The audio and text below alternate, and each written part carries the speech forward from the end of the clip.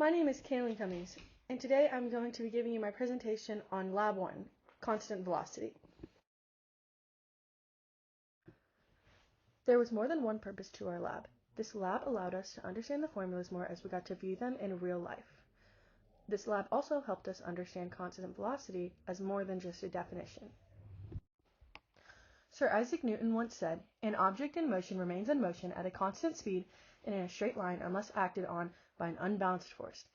This is a key part to his first law. As our lab focus is constant velocity, it relates to Newton's first law of motion. Below, there are three groupings of points. The first group of points are all in the same direction but have differing amounts of speed between them. This implies non-constant motion. The third group of points have equal amounts of space between them, but they are going in different directions as they are in a circle. Finally, the second group shows points equally spread out and in the same direction, thus visualizing this law. Newton's second law also applies to this experiment. This law states net force is equal to mass times acceleration. With no acceleration present in constant velocity, we conclude net force is equal to 0. We also focus on the models of initial velocity, velocity update, and position update. These formulas are as shown. These all contribute not only to our understanding of constant velocity, but to the entirety of physics. To determine the velocity of our subject in the beginning of the lab, we used the formula that the velocity of an object is equal to displacement over a certain period of time. In order to confirm our position upon motion, we use the velocity update formula, claiming that the final velocity of an object is equal to the initial velocity with the product of force divided by mass and the change in time. Finally, to compare our observed and calculated results, we use the position update formula, which states that the final position of an object is equal to its initial position, adding in the product of average velocity divided by time. To find our main results, we had to determine a subject and the action it would take. Our subject was a marker that would be rolled in one direction. To test this, we used coding and software applications to determine velocity and position. Finally, our findings were that our observed values matched our calculated decently close. This supported constant velocity was present. In this experiment, we chose an object to view the motion of and analyze this motion in Tracker using certain tools, and then we uploaded this information into code and analyzed the data. The system of our experiment was the subject, which was the expo marker. This is because we were observing its motion. Our system surroundings include that which is not the expo marker, such as table, ruler, cords, etc. The subject of physics is greatly concerned with the system and the surroundings. A system is that which is the focus of the experiment with fixed boundaries of force, while the surroundings is that which is not included in the system. Using models shown prior, we were able to calculate our experimental initial conditions. These were as follows. The initial velocity was 0.576 meters per second. The initial position was 6.48 times 10 to the negative second, 0, 0.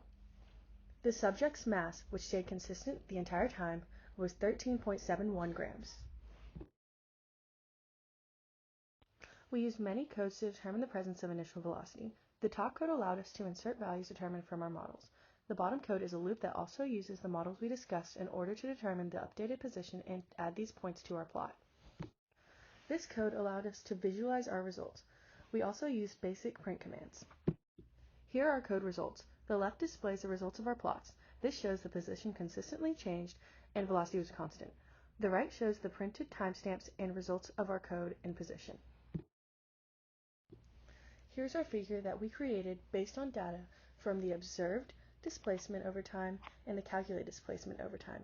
As you can see, they differ, but not by much, suggesting that there may have been constant velocity present. To further discuss the similarities and differences in our figure 1, there were really no extreme differences. Slope was slightly different, and thus velocity was slightly different. This is possibly because of friction. We did the experiment to the best of our capabilities, but there are always possible sources of error. One possible source of error is video quality, as blurry video can make points of mass hard to fix. Another source of error may have been faulty code. This can yield inaccurate results. We may have also misused Tracker, as we are only beginners. This change can greatly impact results. What if we flipped the positive and negative axes? This would change our values and flip their signs. For example, our values would become negative, such as velocity and position. Now, what does this mean? Can we determine the number of pushes and pulls added together? Yes, we can determine that gravitational force was present, as it is always present. We can determine that normal force is present as the marker is in contact with the table. Finally, we can determine friction was present as the marker is in motion on the table. In conclusion, velocity seems mostly constant. This is because our observed and calculated results did not differ much. However, there may be differences due to active forces. We can also take from this that there can be more than one force acting, even if net force is equal to or near zero.